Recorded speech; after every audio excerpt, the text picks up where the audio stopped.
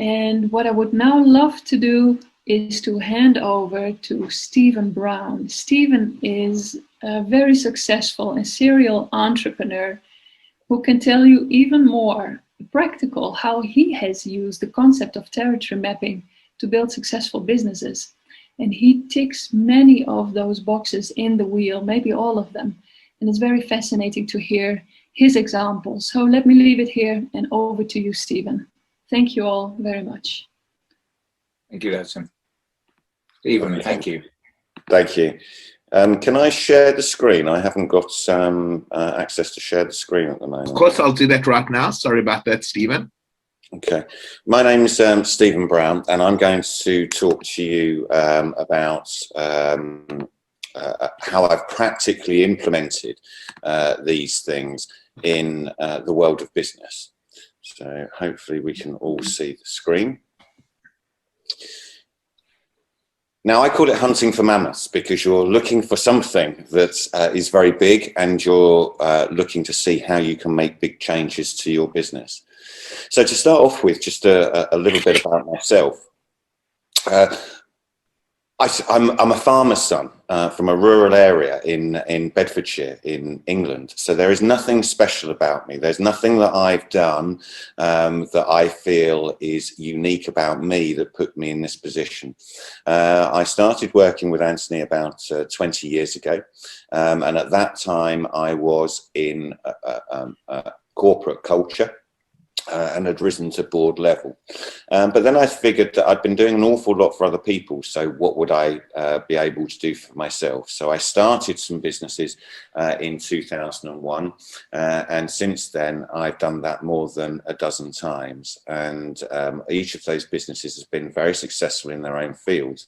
And that's all been done by using this philosophy and using this approach and cascading it down amongst my teams and allowing the professionals in those teams to grow into better people, better executives in what they're doing.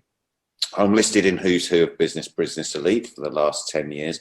And now I love sharing everything that I've learned along my journey, and I'm writing a book about that as well. So I would consider myself an entrepreneur turned traveler, writer and mentor. One of the things about me is that I see a very big difference, as we see in tribal communities, between being selfish and selfless. I also recognize that democracy in its truest sense doesn't really work, and it actually sometimes inhibits you from moving forward. So there needs to be strong leadership. But I also believe that whilst democracy doesn't necessarily work, everybody that contributes or makes sacrifices should share in the successes that the team actually get. I believe in openness and honesty and trust and respect for each other, not just as words that we say in a business, but as a lifestyle choice as well. And I know that I need my tribe. I can't do this on my own. And I need people around me to work as a team. And I also recognize that in Western society, we very much value things by money, and we very often ignore the intangibles such as health and happiness and trust and what that means to us all. So what I learned as I went hunting, looking for different opportunities, was that by using this process of territory mapping, the teams that I was working with and myself gained an immense amount of clarity in what we were doing.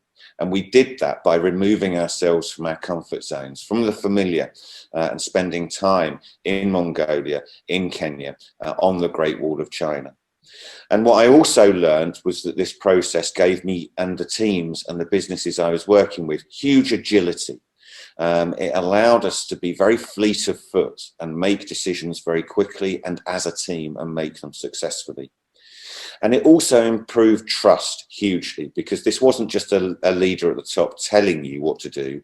This was everybody buying into common goals and understanding, and using that trust wheel of invisible leadership and visible leadership so that people can see exactly what their role is in the team. It's about leadership, so it helps to give everybody in the team, at all levels, everybody has to be a leader in their own way, and how to do that. Often we're not trained how to do that. So by using these techniques, it helps everybody again in the team understand their position. And what we were also doing was always creating new communities, a new social contract with how we as a business worked with our teams and what role they played, and also our role in the wider community.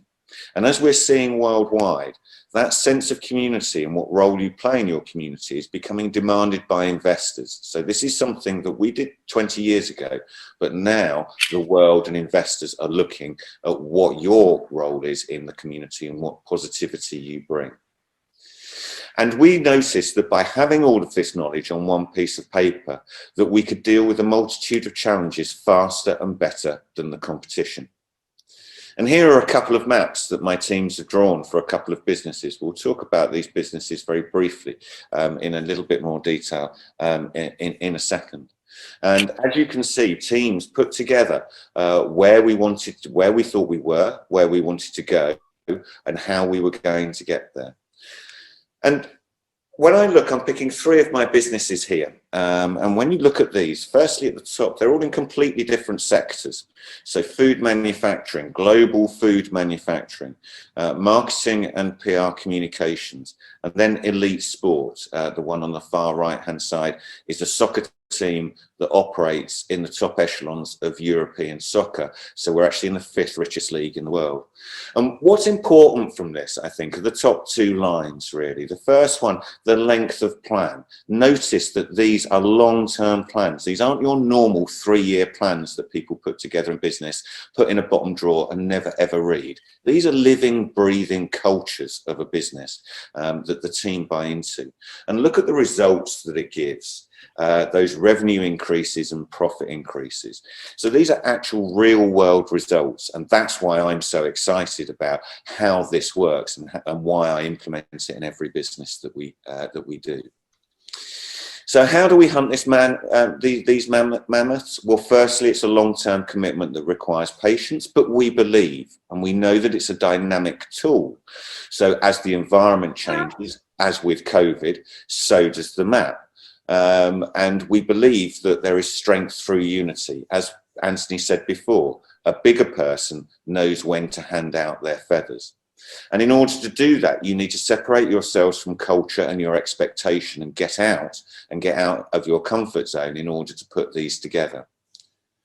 Once you've believed in what you're doing, then it's about execution. And you give people wings to be the invisible leader, and you will be amazed at how people rise to the challenge. If you know your territory, then your people know your territory too. And that's by understanding and respecting both your good and bad resources. And if you share the responsibilities and respect each other and communicate, then you'll realize that no journey goes according to plan, but that's your strength because you have your map, which gives you that agility. And then finally, what you must always do is share fairly. So I've given nearly half of the shares of virtually all of my businesses to my team so that they have the same objectives as me. Now, I may have given away a lot of wealth, but I've also generated a lot of wealth because the team has generated far more together than we would have done individually. So you need patience and belief, and your tribe will trust you. You need to be different from your competitors, and some of those competitors will laugh, but you'll laugh last. And what I also noticed, and just briefly to finish up on, it's not just for business. I use this as a philosophy, as a lifestyle. So it turns into personal territory mapping. So a very brief story. I started with Anthony and I went to Kenya and I thought, rather than do this for one of my businesses, I'm going to do my map for me. Where have I come from? Where do I want to go? And how am I going to get there? And it actually worked very successfully for me. So I thought, well, if I do it for myself, then, and I know I do it for my companies, why don't I do it for the people in my companies? So I took the football team, my soccer team, and every member of that team there, I'm there on the far right, you will see that from the youngsters to the coaches, we went through this planning and they did it for their career paths, their sporting career paths. And look what happened. For our football club, we went from one of the lowest ranked clubs in England, and now we are just outside the Premiership.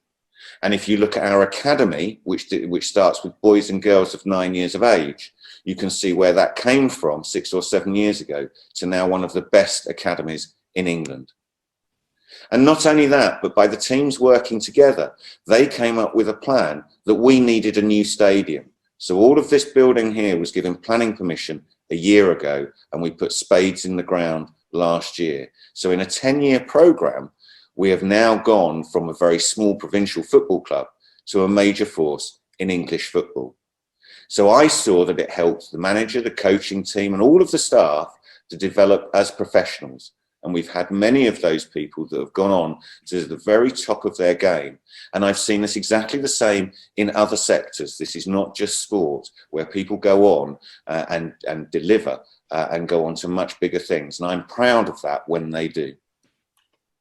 So this has been extremely successful for me across a number of sectors, and I'm always happy to share my experiences of how I've made this work with multiple businesses and teams. So I hope that you see how this can be successful for you and how you can come on the journey with us. So I'll hand back to you now, Craig. Thanks very much, Stephen. That's absolutely phenomenal, and thanks for sharing those successes.